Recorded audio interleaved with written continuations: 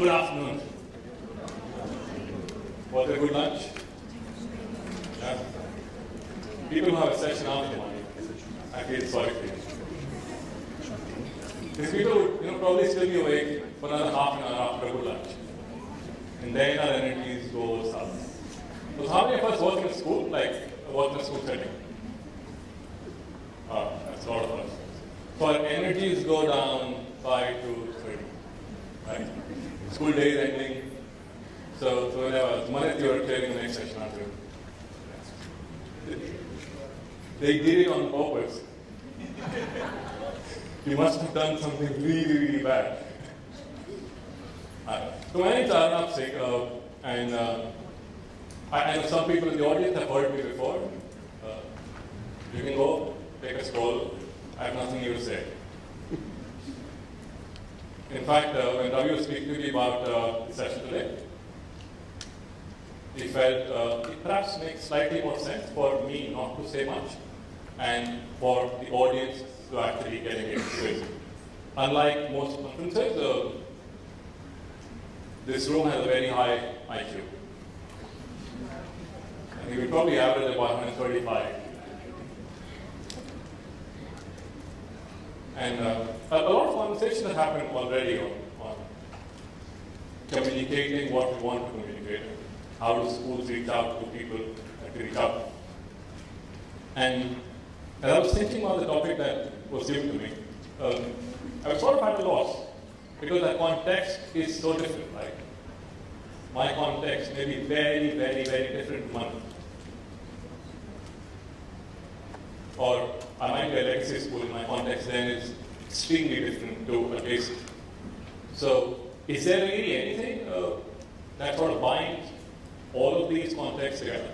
Was a question that I had in my mind as I boarded that flight. And I really didn't have an answer to what is it that is really connected. But the good things happen to good people. That's what Ravi actually. Indigo worked on the flight before I was going to be delayed by now. But no. On a more serious note, I was reading this book called Sapiens. Have some of us read it? So Harari talks about how humans are actually different to everybody else that walks the earth. And he said since the 2.5 million years that humans have been around, we've not always been like this. In fact, this version of us is probably about 700,000 years old. And this particular one that you and I would possibly belong to, this switch flicked some 70,000 years back, where we became somehow very fast, cognitively superior to our previous version. And we started to develop a lot of things, including being able to work together. All of you work in a big group, right?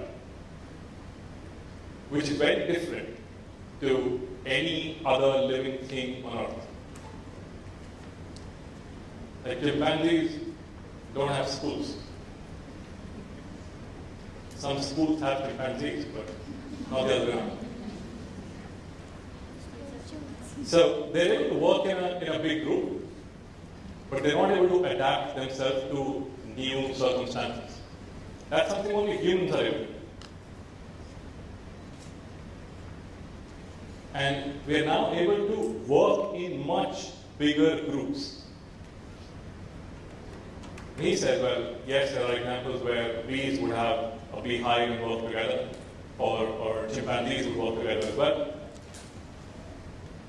But imagine 100 chimpanzees together, or 1,000 chimpanzees together, and then there is no order. But 1,000 humans together, provided that there is one story that all of them believe, there would be order. For example, people believe that you are the head of your organization or your school, and then there is order. If I walk into your school, I may not be able to get that order in your school. But if you walk into mine, you certainly will not be able to bring order to my school. I work in Rajasthan.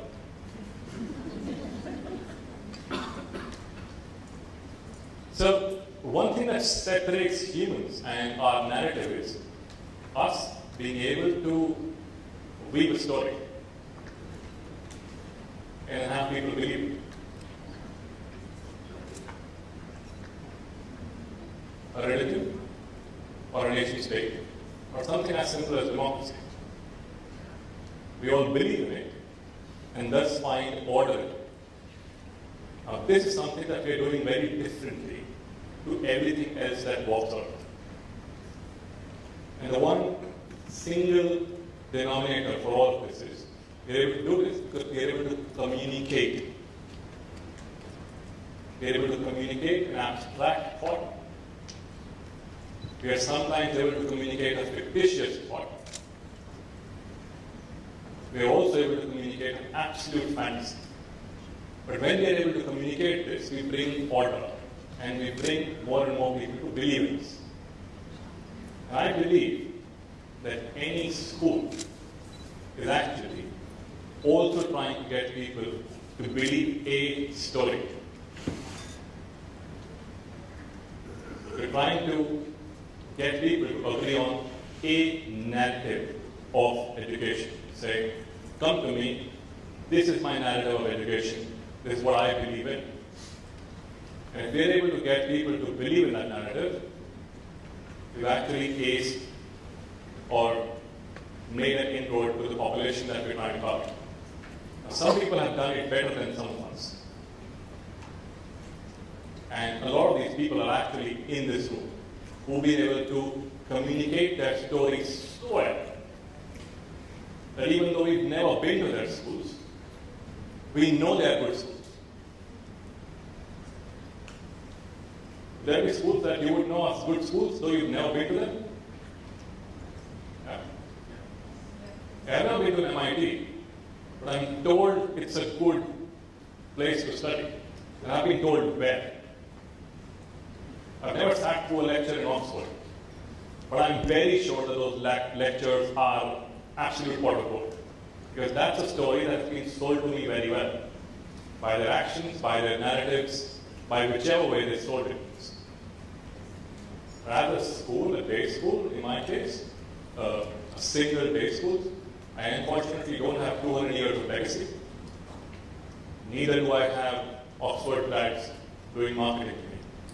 So how do I actually tell my story?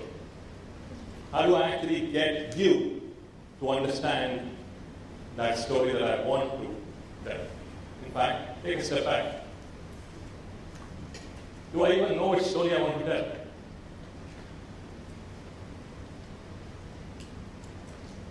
So that's the only simple question that we plan to get people to speak on. Fortunately, I won't be giving the answer, but I don't have it. The expectation to me today is to get some of these challenges or some of these narratives listed, and people who are speaking after me to give the answers. At best, I am that class monitor that the teacher has left in the class to put some names on the board. So, are you ready and willing to put some challenges into that hat and say, I wish to communicate this, but I really don't know how to.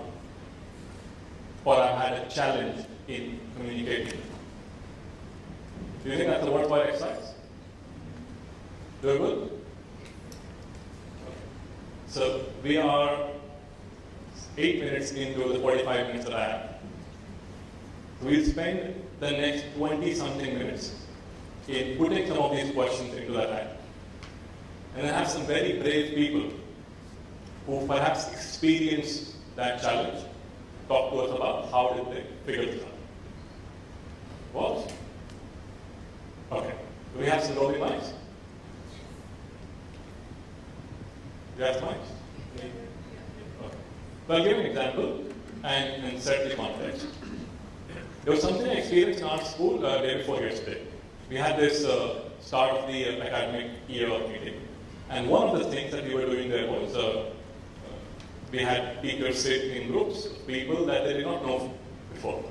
So, for example, in early years, person was sitting with a primary was sitting with secondary, and so on and so forth. And they were speaking to each other about what was that one thing that they did last year that they were really proud of. That was one question that they were sharing with each other. Another one they were sharing with each other was, what is that one thing that they're hoping to do this year? And as that conversation was going on over the 20 minutes, I overheard a lot of these conversations. I was like, oh, wow, that was a fantastic thing that we did. But nowhere did we communicate it. There were so many of these initiatives that were taken, but we totally lost it. So, one question that I would want to put on is, Amar, who's doing the writing? Oh, where is doing the writing? When you actually have the most important role. If we run out of questions, then you go to the internet and ask some questions there. And we come back to more questions. Right. So, one question that I want to list, and I really hope that if I find an answer to this by the end of the evening, is how do I make sure that those small success stories, which could have happened maybe just in a classroom, how do I get those known to more people? That's the challenge that I'm personally facing. But now let's open this to the audience. And if you're able to put your problems in the bowl right now, speakers after me would have an opportunity to possibly address them during the day. So let's see who's going to be the first courageous person who, in a very short and concise manner, put something that they would want to showcase. First one is always difficult, even that last one. Now go. Okay. We have mic, and the mic goes to Conclave.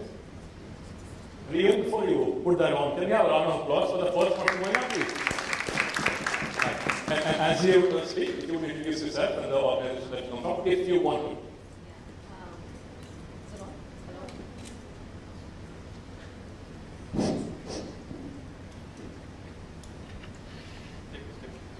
I'm quite audible, right? No, I mean, we have more mics. I think you're used to speaking to a large The teacher's voice is the teacher's voice, and I don't dispute it, but mic can do some. Okay, thank you. Hello, everyone. I'm Shibadra Shenoy. I'm heading a new school, a Cambridge school, Little Angels International.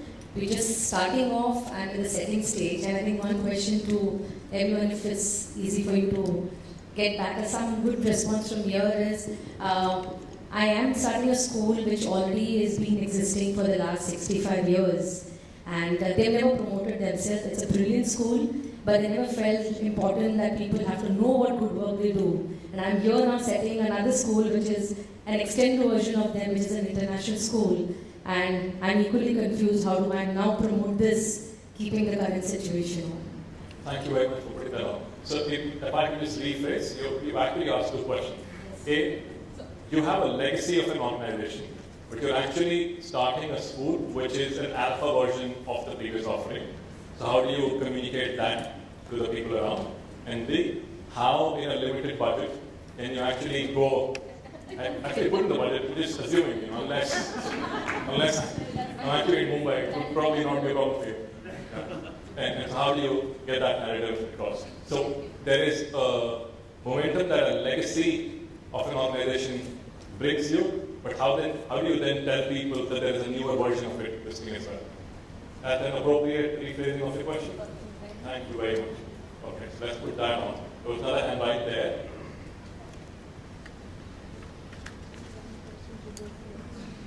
A very good afternoon to you, and thank you for giving this opportunity to ask a question.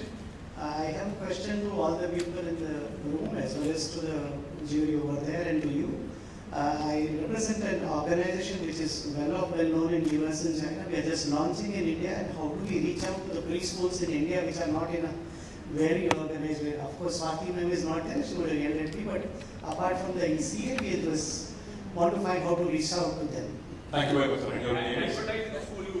Yeah, that's the reason I'm here. I'm Chandra Murjani from Square Panda Incorporation. Thank you very much, sir. So, how many people from EdTech or anything Ed company representatives who don't run a school or a preschool? Okay. Right. You're as welcome in this discussion. I'll come back to you right at the back. There are a couple of hands that went up here. We're here, right at the back there, ma'am. Can you get a mic there, please? Okay, can I ask in the meanwhile? Sure. Look, I got the mic. Okay, so I'm Reema Mitwani, and I run an organization called Curate Education Services. We provide consultancies to school in the areas of curriculum development, customization, and teacher professional development programs. I want to refer to what you just said about selling your story or telling your story that people believe in. How do you balance between the story you want to tell and the story that would sell? Beautiful question. So, where is the balance in what you believe in and what the market will buy? That's the question, right? How do you... I'm really glad that I'm not here to answer these. And money, we don't go anywhere. Glad to. I'm just moderating this. Yes. Good afternoon, everyone. After that wholesome lunch, we all are a little drowsy, but I think these questions have woken us up. Yes. Don't blame me, I just got started. No, actually, we all have woken up because of these questions. But the question that ma'am just posed actually triggered my question. That's the reason I raised my hand. And we're in a similar situation as hers because we have also started a new school at Nasik. Carrying on the legacy of a very, very old school, very well-established school, which has like 6 branches all over the place and one of the top schools in Nasik. And we started with the international curriculum 2 years back. Now looking at the clientele there, it's very difficult to establish yourself as an international school, the requirements of an international school, and the whole question is why international, why Cambridge? And parents really don't understand this question. And all the time when they come back to us asking that why Cambridge, they go back saying that, okay, I'm okay with ICSE, I'll still go back to that. Point taken. So, point taken. So I think it's a +1 question. But Yes. also another question you're asking is, how do you communicate the value these international curriculums bring to schools? How do you concisely bring that up? Right. Right at the back, sir. Good afternoon. It's a follow-on from the other question, which is not about that balance of what you believe in versus what the market is ready for or what they're ready to hear. Sometimes as a school and in our role in society, we are supposed to actually get people to think about the next thing, right? But what I hear when we're trying to sell or trying to sort of market or advocate for this idea, which is, with me it's drama for learning, but it could be anything for anybody. But how do you deal with not the fear factor of, if I try and convince my stakeholders that this is something that they need, I risk losing them. But it is, which is more important? The change that is needed versus the fear of advocating for that change when you are in a school leader's position. Because one of the big points that come up is, are my parents ready to understand this? Make it Twitter friendly. Yes. I've never been capable of that, and you know it. Just the balance between advocating for the change that is needed versus the fear of losing your stakeholders because you're advocating for the change that is needed. Okay. Did that make sense? This question is yours. Okay. So when we come to it, you would rephrase the question and then come with an answer. Okay? Hello. All right, thank you. Good afternoon. Okay, yeah. Hi, I'm Anju Kish, and I'm a sex educator. Did anybody here educator? Yes. Most people don't. I am the founder. Good company. I'm the founder of this company called Untabo, which is dedicated to sex education using very interesting mediums. My question, as it's a room full of educators and a lot of people from representing schools, is that why is sex education still not considered and made a part of the school curriculum? Why are schools dissatisfied with calling a gynac for one session, and why not a year-on-year structured program? What is stopping them? I'm with you on that question, though the current theme that we are running today, we might not be able to get to the answer to that question. But I think, Ravi, that's a very worthwhile question to have a full session on in some of your future conferences. I think it's very, very relevant what she's talking about. You want to answer online or offline? Online. Okay, then we register the question. If a friend of mine, I can answer. Okay, go ahead. That's the only answer we're entertaining in the middle. Yeah, that's not a serious answer. See, Andrew, your problem is you are calling your theme as sex education. And earlier in the morning we heard Anil talking about stakeholders. The primary stakeholders are the children. They are only interested in the first part, not in the second. So you need to give this a new name and a new shape. Well, there's nothing I have to contribute to that. Please go on. Okay. Right, there you go. Okay, Twitter-friendly question. Sure. Why do I market? Do I market only for admissions to improve or increase my admissions, which is again a very fairly limited number? Or am I marketing to franchise/build valuation so that I can get sold out or bought out or acquired? And is there a difference between the two? Context? Yeah. Context is because if it's admissions, we're talking 10-kilometer radius and very specific TG. If it's the other, when we're talking about branding and valuations and things like that, then it's a different TG and it's a different thing. So, is there a difference? Is the question then, is marketing for admission versus marketing for valuation different? Yes. Correct. And could you also, for the group, share your name and the school? My name is Willie. I run a low-cost school a little away from Mumbai, about an hour away from Mumbai. The name of which is? St. Willie Broad Innovative School. Thank you very much. I'll be telling him that he does phenomenal things but doesn't tell his story right. So they have this absolutely stunning program in the school that people should connect with him later on, where they do PTMs in which students actually run the session. And Thank it's you. very interesting comes out of it. Thank you. Very much, Willie. Is there anybody from Oak Ridge International here?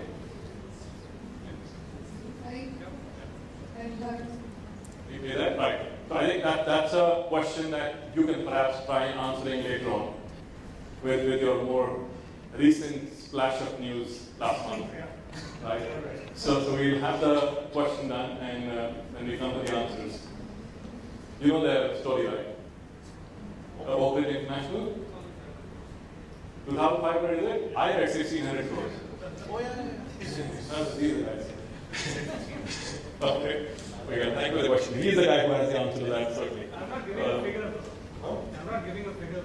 But it's fine. It's fine. Okay. Who would want to go next? Right at the back there, man? Hi, I'm Neha. I'm from Adyan Quality Education Services. We worked with around 400 private schools, and I think there's a lot of data in terms of school embarking on their own improvement journey. How do we tell the story? How do we share the data which excites the leaders? Because we know how important the entire thing is. It's about how do you say a story. Twitter-friendly version of the question. Twitter-friendly would be to say how do we convey the proof of concept of school improvement, of the power of self-review in school improvement. Okay. How and why should we communicate our school improvement plans to, I would actually say, the society? Yeah. How and why should we communicate our school improvement plans with the society at large? Right at the back. I'm hoping that the stables at the front are still involved in the conversation. Okay? Good afternoon, everybody. My name is Hardik Jain. I represent an organization called IIMUN, which is one of the world's largest offline social network. We organize conferences in over 7,000 schools in India. My question is, over the last 7-8 years when we worked with schools, we've found that a lot of schools are very open to adopt concepts or services purely on the fact that they're provided by maybe an international service provider. Just last night we got an award at the UN recognizing our work, but even today I've seen a lot of schools who, just because it's a homegrown brand, may not take it the same way as an international brand. So how do you compete with that, or how do you encourage more homegrown brands to come out in the education space? I hear what you're saying.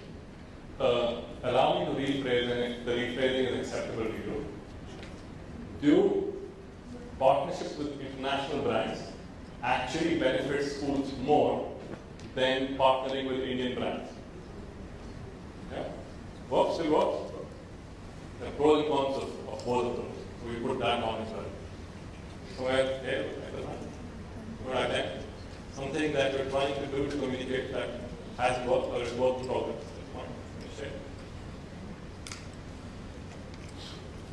Okay, we pass the mic there. Hi, I'm Vidula Desai. I'm from Cambridge International. So my question was actually similar to yours. How do I get our schools to share success stories with us so that we can build a strong alumni network and then use those stories to be used in media, social media, PR? So, breaking the question into two, how important are alumni networks? What can be done off those? Now he's smiling. Please contact Mad About Ed Amara. Ravi, absolutely expanding on that question. So how important are those? And again, adding a +1 to the first question that I put in. How do you protect those small stories? The word viral hasn't come in yet. I'm hoping it will at some point. What are they?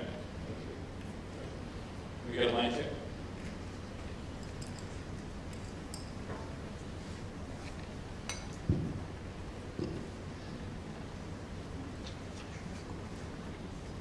Good afternoon. I am Rakesh Rana from Pune.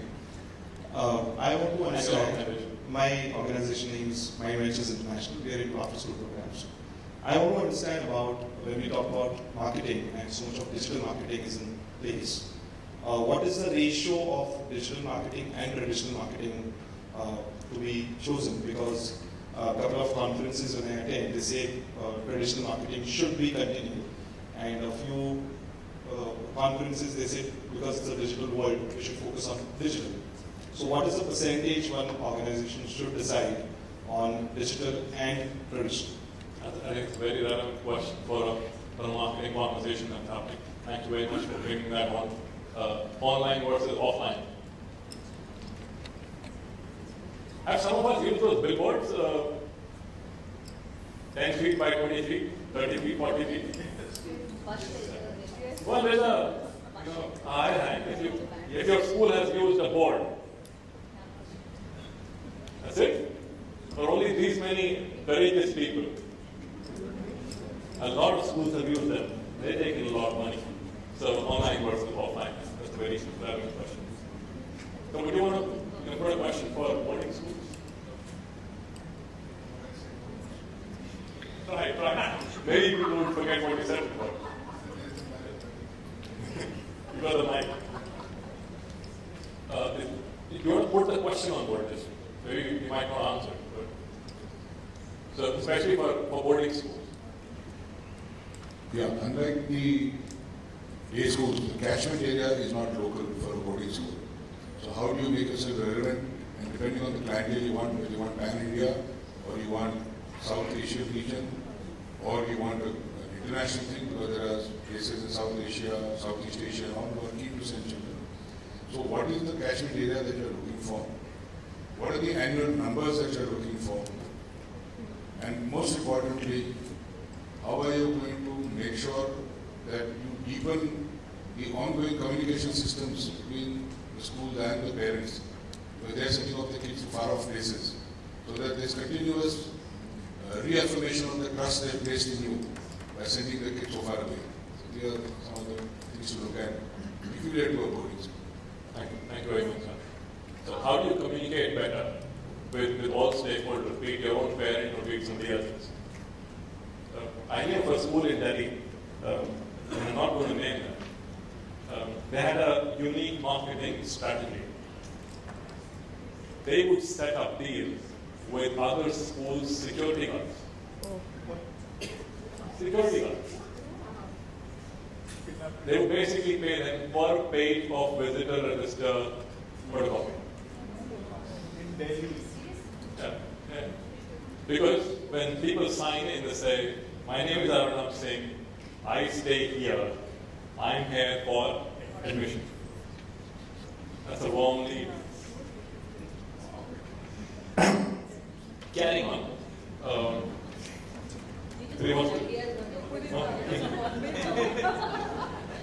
I couldn't get my head around it when I heard about it. Yeah, really. Really want to go ahead? Okay, yeah, so one question. In marketing, internal customer is your parent, your student, your teacher, and your staff. Your external customers are probably paying customers or anybody who's a prospect. So this is the question. As a head of a school, how important is internal marketing? That means I'm marketing myself to my internal customers versus marketing to my external customers. Context of thinking is most schools' admissions happen through word of mouth.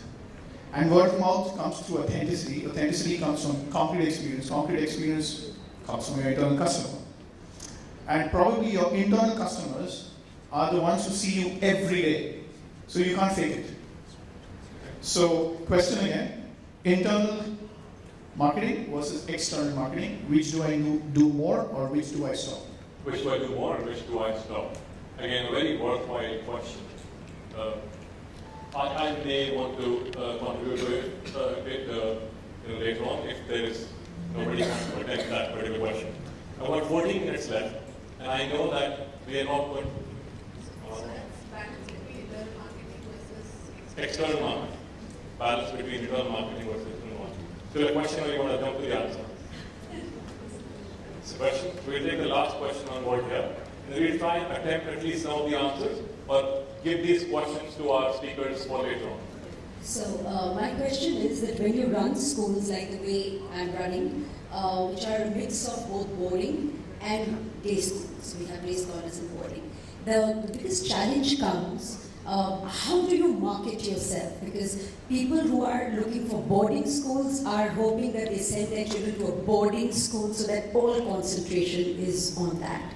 And the other way, the day school. So for us the challenge is, how do I market my boarding school or the boarding part of the school in a mixed school? Okay, I think it's a relevant challenge. Let's put that last question on board as well.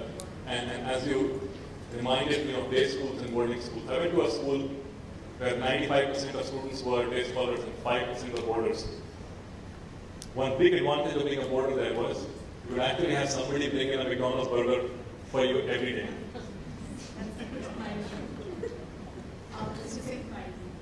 I mean, that's a choice. What are you getting them to sneak in is a choice that you're making. But, sorry, Kavita, do you want to? I'm saying that knowledge comes out of heading a boarding school. That knowledge comes out of heading a boarding school, and that you may actually have an answer to that. Right. So the question, the question is, if I am a day come boarding school, how do I market my boarding school as a real college? That's correct. I'm not very sure if anybody here is capable of that answer in a Twitter version, but let's attempt. Let's attempt at least some of these answers. And I hope that sessions like these could actually become, say, maybe the first or the second session of the day. So even for speakers, it becomes a contextual thing. Now, Ravi, as we move to the last bit of what we plan to do today, I'm going to seek your help. So we put the questions on board. You actually understand the speakers much better than I do. So you will help me bully them into answering some of the questions that we're going to put on. Mara, how many minutes do you think we have? 14 questions. Let's put the questions up and see if people who've got the speaker responsibilities here, who are coming in as experts on their field. If that's for you. Let's start 10. I was similar guard. Like I said, I was a classroom monitor with the teacher not being present. So let's put the questions up if you can. I may have a very simple question. Does legacy schools need branding? Simple and short. Do legacy schools? Does Nehru College need branding? Does India Warrior need branding? Does Doon School need branding? Where technicians is not a problem. Okay. So which schools really need branding then becomes the question. Legacy school needs branding. Do legacy schools need branding? And if Ravi is allowed a question, then I'm allowed another one. Yes, sir. A question of clarification on Ravi's question. Mine, you go first. So, Ravi, are you making a distinction between a legacy school and a school that does not need to sell for admissions? Or do you want both in one? Maybe let's shorten it. Legacy boarding schools, namely the Doon School, the Mayo College, the Scindia School, Okay. the top 10 boarding Specifically the big boys. Okay. So, you want to add to that question? You want to attempt to answer right away? The question is actually an existential one. To advertise or not to advertise? That is the question. Because if you do, then you're not really worth it. So you're not sought after. That is the impression that goes out. You may actually want to advertise to get a better choice. All right, admissions are not a problem, but you want to move into a bigger league. That is growth. Everybody wants it. So you do want to advertise, but the question is, should you? Will it be counterproductive? So, if I can just rephrase that question, because I was planning to ask something on similar line. Is there a difference between promotion, brand promotion, and advertising? Is there a difference between these two subsets? Want to add something to that? School, like Mayo College's point of view, marketing is out for us, but branding is very important. Because the world is changing. So at each time we got to position ourselves as a highly relevant brand. So branding is an ongoing process. It must keep happening. We got to keep repositioning ourselves, but marketing not required. Thank you very much, sir. Kumar, how many minutes do you need to put that up? A minute? 2? Okay. So, there was this question that I am going to partly attempt answering, which was online versus offline. So, about a year back, my daughter's pediatrician asked me to put a Google review on it. This guy is #1 person. He's an MBBS and MD from AIMS. He's phenomenal, and there's always a waiting line in front of his clinic. Why does he need me to actually, say something on Google? Fair enough, he asked me. I have to take my daughter to him again. So there I went, and I said the truth of what I felt about the person, why I trusted him with my daughter. So fine for what? Last month, there was a person who was speaking to me about an operation that his father had to go through. And he's telling me that, I'm really confused between these two big doctors.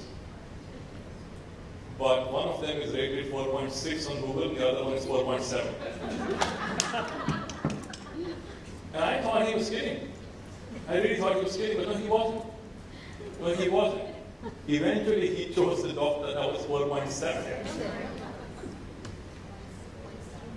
So, maybe there is some answer there on online and offline.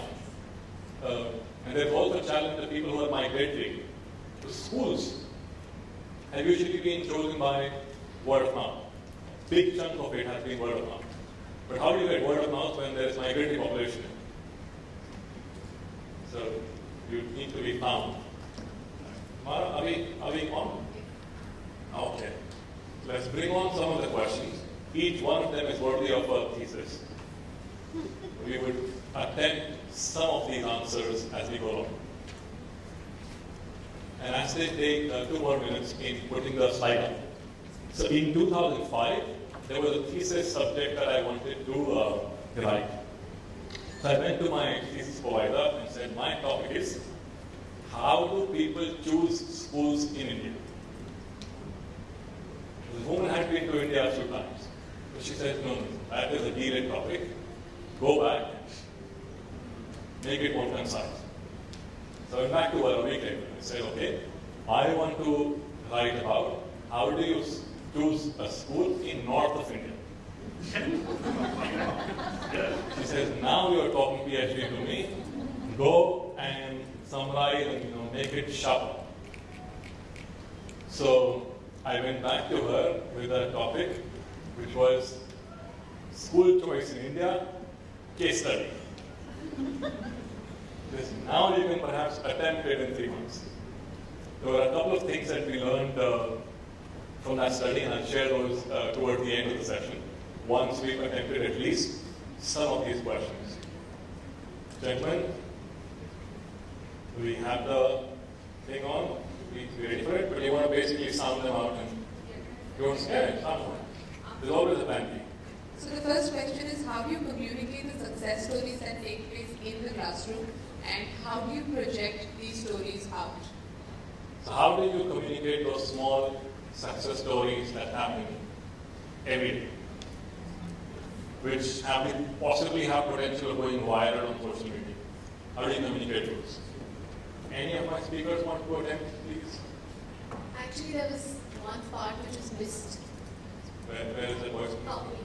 Okay. How do you gather them in the first place? How do you gather stories and communicate them? Because that's the issue that I face every single day. Thank you very much, ma'am. You're not alone there. Ravi, I need you to request somebody to volunteer with that answer. You were zoned out, I saw that. It's so nice as a teacher to find these students in a classroom. Because you stand up. Okay. There's Sharma.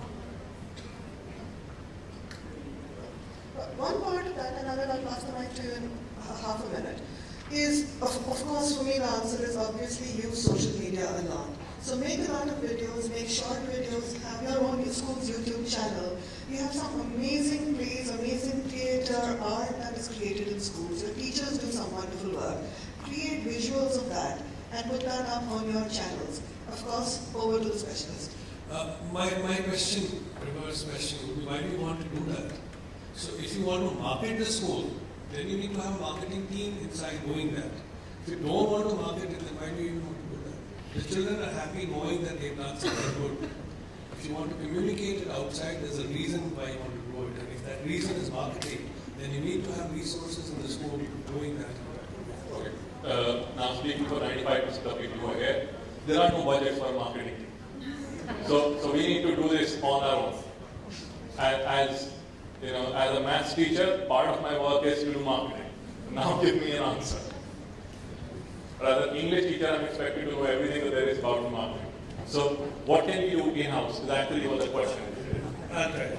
In that case, you need to create a marketing team out of the teachers, in which case the teachers will have to be trained on how to create the content. Pushing the content is relatively easy. You have all the social media platforms, etc. But once you have the right content, it's only then that the social media platforms also pick up that content. So creating the right content, I believe all the teachers can train on how to make good videos, good films, good photographs, etc. Really trying to extract a lot from you there. Can you guide us to maybe a platform or a website that can do, say, for somebody like me, an idiot's guide to collecting stories? Is there something that you might be able to refer us to? Maybe even if right now. No, but I can refer you to schools that are doing it right. That's a very good idea. So you can look at their, follow their Facebook pages or follow their Newton handles. schools. Let's start by Newton School. Probably want to put a few other schools that you might know about really well. If there's a group or something, we can share it offline. It's not correct. Let's talk about good things that schools are doing. So one of the schools that you can definitely look at is Vega schools in Gurgaon. their Facebook page is very well updated with different kinds of content. One of the kinds of content you'll find is professionally made films from the school, made by the students. Okay. And I could make, and my best team members could not make the kind of films that the students are already making. Vega is one, and could you remember a couple others? Sure. So you can look at. Okay, so I don't think it will be relevant from that point of view, but if you look at smaller schools, play schools as an example, chains of play schools.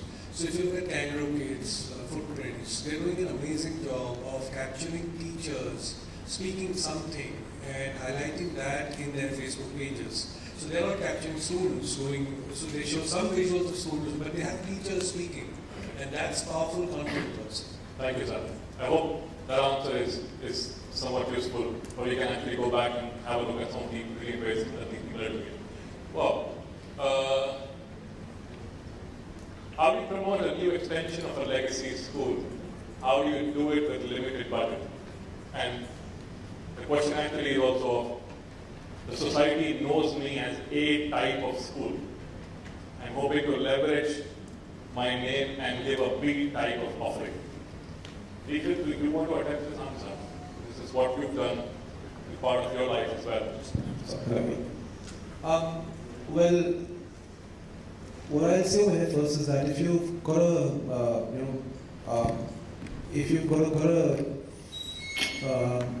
work on branding or legacy school, there's different type of nuance that you've got to keep in mind. First of all, that you're pitching to an audience that recognizes the brand already, and then you've got like the third and second generation of students who have come to you.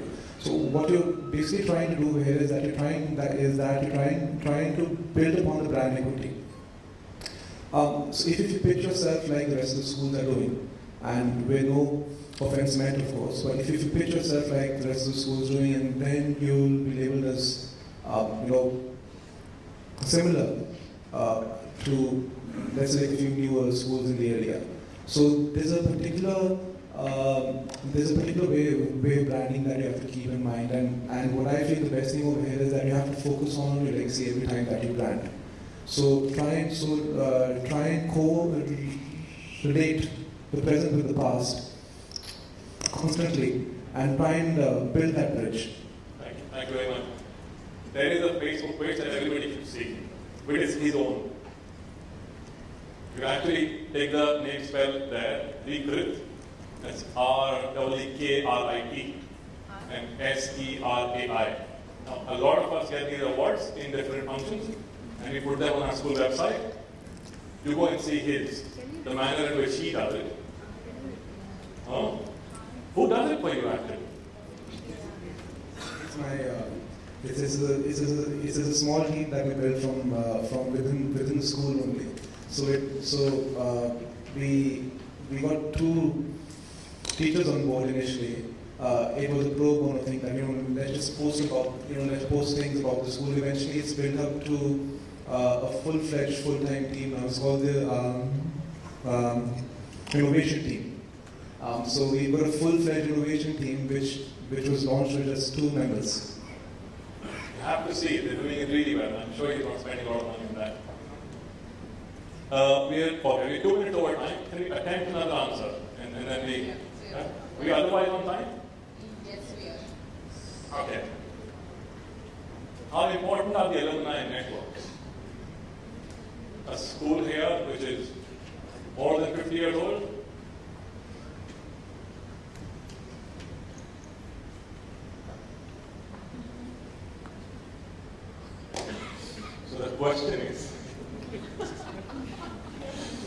So the question is, how important are the alumni networks? And we thought we would ask the school that is a very old school, and how does it actually benefit the school? See, there are 2 primary stakeholders legacy schools have. Parents of current and former students and alumni. And the alumni network for the legacy schools actually runs worldwide, literally. Right? And therefore, they are the single biggest strength of reaffirmation that the school is doing it right, if they keep coming back to the school, keep sending the children to the school, and as I said, but they are not the only ones. Current and past parents are equally important brand ambassadors, and therefore this reaching out to the alumni. And let me tell you, people generally tend to reach out to alumni asking for money. It's a matter of philosophy that I don't ask for money, I ask for time and talent. And I say, come back and devote your time and talent to the school. And I'm not going to pay you a penny for your talent. You acquired it somewhere along the line from the school, you have to pay back. And I can assure you the response has been fantastic for this. Thank you very much for the answer, sir. Which is quite similar to what I found out in my thesis. So we did a full-on form, sent it to every parent in the school, and then I spent the next 2 months putting the data together. This is era before Google Forms, so everything had to be fed into Excel one by one. What we found out was things that were influencing at least the decision making of the kids that were in our school. Surprise, surprise. Teachers. Teachers were the single biggest factor that those parents had put the kids in. Now, after I read that, then it did make sense to me. For example, if I have a doctor in my family, and I have an illness which perhaps doesn't entail to his subset of medicine, before I go to a doctor, I would probably actually ask him, say, you know what, I've got this problem. What is a good doctor according to you for this? Because this is very high stake. My child's school is very high stake. It's not a decision between Android and iPhone. That I can change in 6 months. But it is so much of a high stake thing that I want an insider view. So the first, most important, I think some 71% people have said the most important factor for me to choose this school had been that teacher's recommendation. The second was actually the students of the school. What were they saying about it? So the question that came earlier between internal marketing and external marketing. Maybe marketing is perhaps not a good word to be used for internal communication of your value and your code. But those two factors would continue to be important. And while it is not the central theme of what we are talking about today, but you possibly can't market a school that is not run well. At least you can't market it long enough if it is not run well. And a school can only be run well if the teachers and their professional development is at the center of its existence. Often, schools don't train their teachers for their fear. What will happen if I train and this person leaves? Ladies and gentlemen, imagine a scenario that we don't train and that person stays.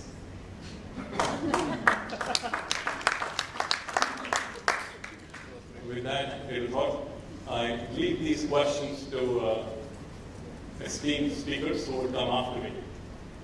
And I'm also hoping that you will have some working copy. What I have done must not leave a long shadow on them. For people who stayed awake in the session, thank you very much.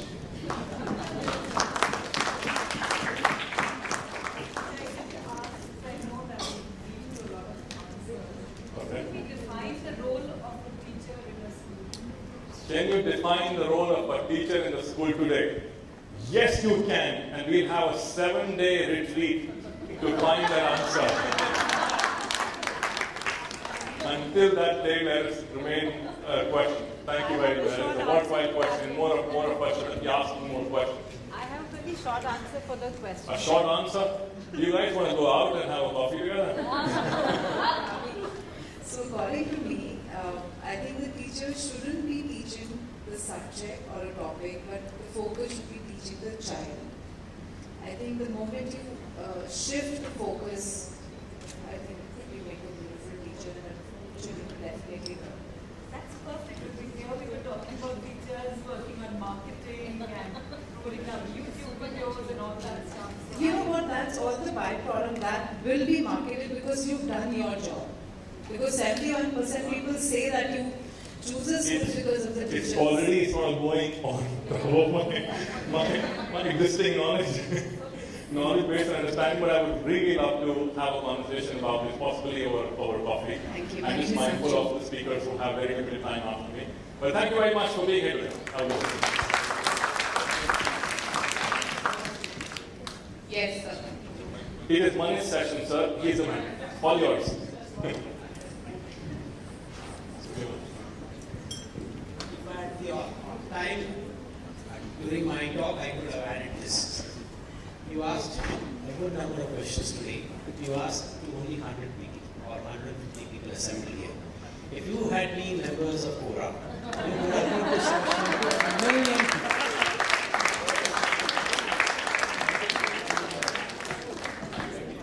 Thank you so much, Mr. Singh. Opening the floor now for another critic session.